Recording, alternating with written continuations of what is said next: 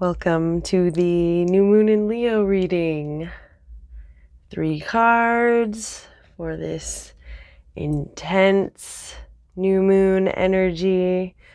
Something about the moon being closer, super moon, yada da da, Some people are about that and believe these things. Some people don't. Not trying to sway you in any direction, but I know I was outside today, and in the few interactions that I've had, and also listening to the people that I love and the interactions that they've had, I would assume that it's pretty intense for a lot of people right now, and the ups and downs are vast and varied. But these cards are actually quite supportive and interesting to me, the way that they came through. And as always, this color synchronicity and beautiful things. And I feel like I've pulled these cards somewhat recently before for these videos, but nonetheless, let's get started with the Emperor card. Beautiful, tall tree in the shade of the sun that is being eclipsed by the moon, giving us that masculine active energy merged with the feminine receptive energy of the sun and the moon. So what this is speaking to in this card is,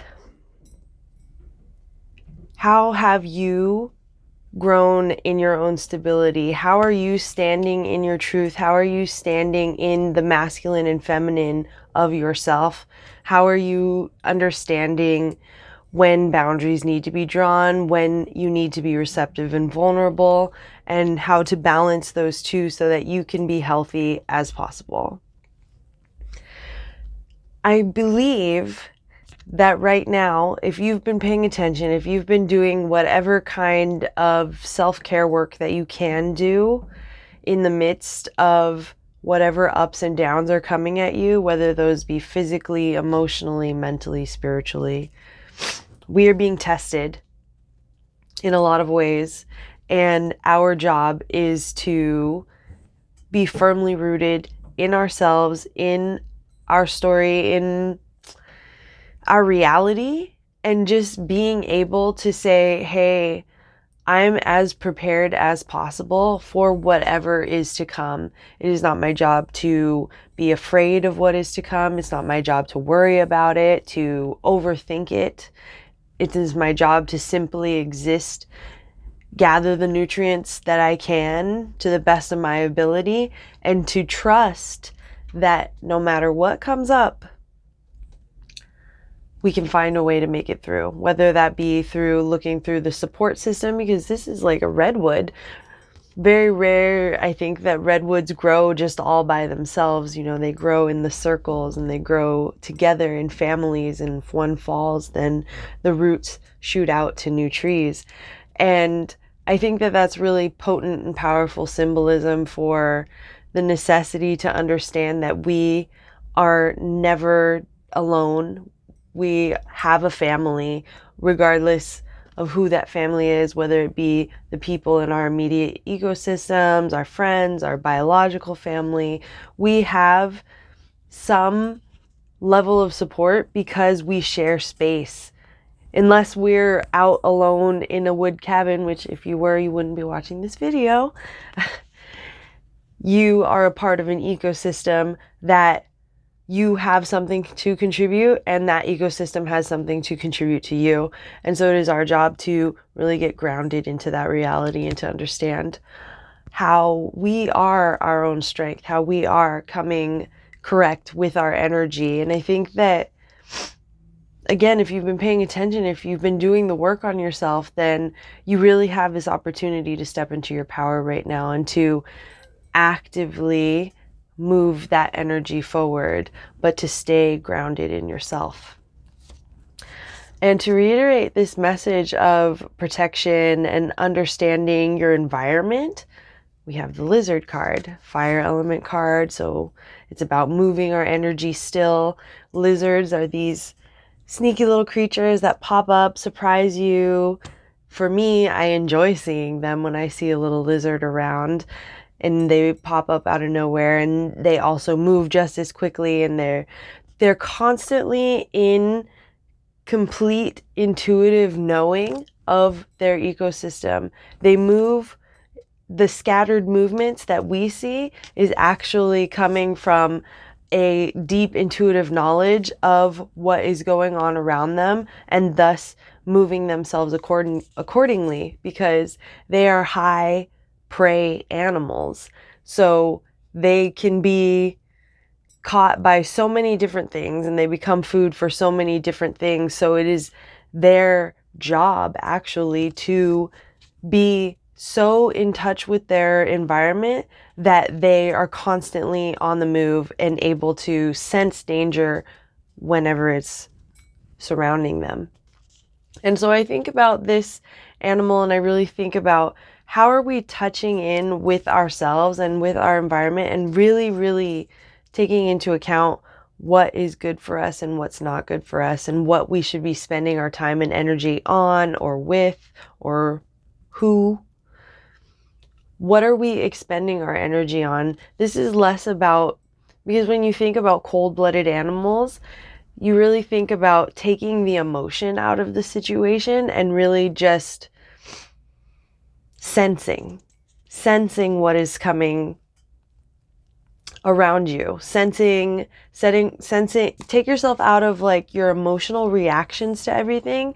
And I kind of feel like that sounds maybe like the same thing, but it's different. When you're sensing, you're really tapped into your body, you're really tapped into your gut, you're tapped into the other minds, not just the heart, not just the brain, but like the whole physical body and what is being told to you at any given time. And again, we are not really taught to pay attention to ourselves, to feel ourselves, to listen to ourselves.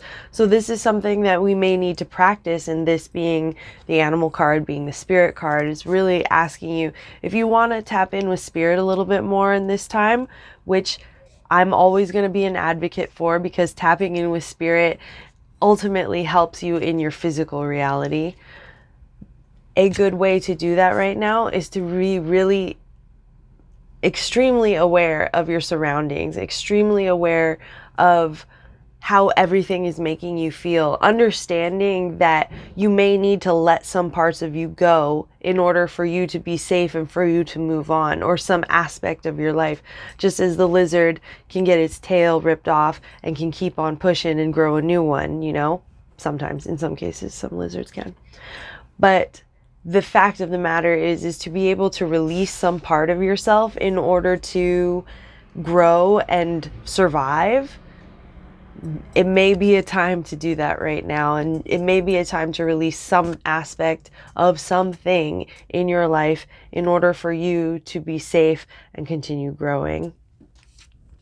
And then this last card, the cotton candy card, Make-A-Wish card. Pink, so we're going to say this is kind of a mixture of a root chakra and a crown chakra, the red and the white. So the grounded nature of yourself and the spiritual connection of yourself. And so when I see this come together under the Make-A-Wish and cotton candy thing, I'm really thinking of sweetness, of joy. Like, when would have been the time that you were eating cotton candy? Most likely young child at a fair, having a good time, really just busting loose in life and experiencing joy and experiencing wonder and experiencing excitement. And it takes that kind of cultivation in order for us to collectively raise our vibration. And I say that with the quotes because I think that a lot of times we think about raising our vibration, it just sounds like something some wooey person is telling you to try and sell some kind of package to you. And it's not what is happening right now. What I'm saying is that we are all vibratory beings. The vibration is the energy within us. It's the waves of energy within us, outside of us. Energy is vibration. And to raise our vibration is to put ourselves outside of this fear spectrum that has us believing that we are disempowered, that we can't heal. We have to be able to step outside of that. A way to step outside of that is to cultivate joy, excitement, happiness. And also, this idea of making a wish is like, really, how are you merging what spirit wants for you and what your body wants for you? And when you can merge those two and you can really pay attention to those two and work with that in whatever way works for you, it doesn't have to be anything super intense or prescribed. It's just finding some way to connect those two things, because spirit has messages for you. Spirit has messages for all of us, and it comes in any kinds of forms. We're all intuitive beings and we're all getting messages, and it's up to us to interpret them and to work with them. And so we're working with the spirit messages and what you feel guided to, and you can feel that in your gut, and you can feel that in your bones, in your body, in your soul. And then you ground that into your reality and you do it, because grounding is the physical action of existing in this body and how you move with it and what choices you make, the will that you put into anything. So the combination of these two is really the magic maker. It's where the wishes come true. It's when the manifestation happens. It's understanding that you're a physical being and you're also a spiritual being. And to be able to merge those two and work with those two can be incredibly beneficial for you and for the ecosystem around you. So we are incentivized to do these things because ultimately it can make our lives better.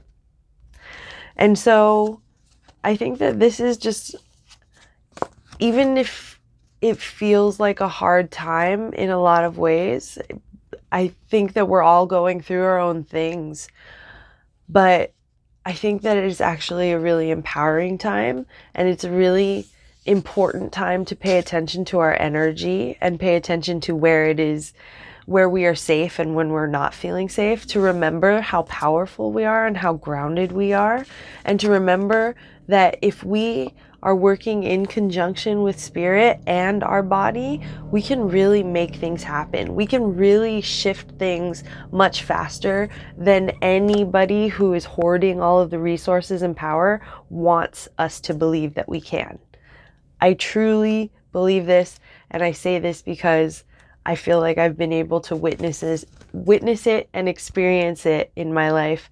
And I'm not rich, I'm not powerful, but I don't want to be. I just want to be living in some kind of cohesive, symbiotic nature with my ecosystem. And I think that if more of us strove for that in whatever way that looked like for us, the better off we would be collectively. We have to work together for this, and we have to be really grounded in ourselves and safe in ourselves to manage this. So I'm wishing you all a fantastic Leo new moon, and I'll see you next time.